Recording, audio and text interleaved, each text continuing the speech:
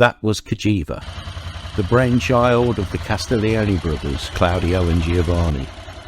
The motorcycle that was the peak of the company's efforts was the ubiquitous Cagiva Elefant. Cagiva had taken to racing during the depths of the Italian recession, just as the other manufacturers were withdrawing.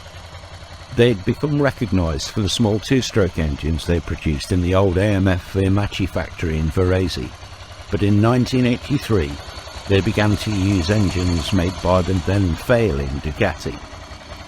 The WMX motocross bike had won the world title in 1985 and 86, just 7 years after the company was founded.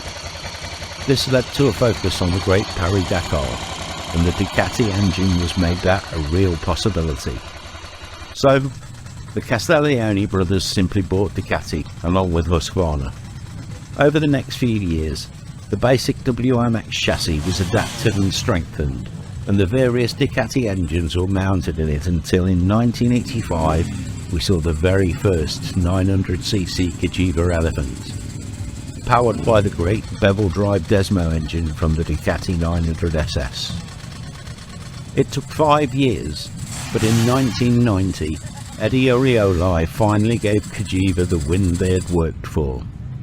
Against the might of Honda, Yamaha and BMW, the tiny factory in Varese had done it. This victory alone would have sealed their place in Italian motorcycle history. But not content, they continued to push, and won again in 1994, by which time the great Randy Mamola and Eddie Lawson were also tearing up the 500 Grand Prix Championship on Cagivas.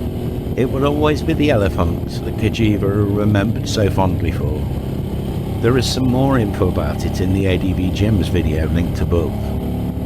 This bike was so famous and so well loved that 30 years later, despite having no real connection to the company built by the Castiglione brothers, both Ducati and MV Agusta have tried to revive the spirit of the original Cagiva Elefant with the Desert X and Lucky Explorer adventure bikes.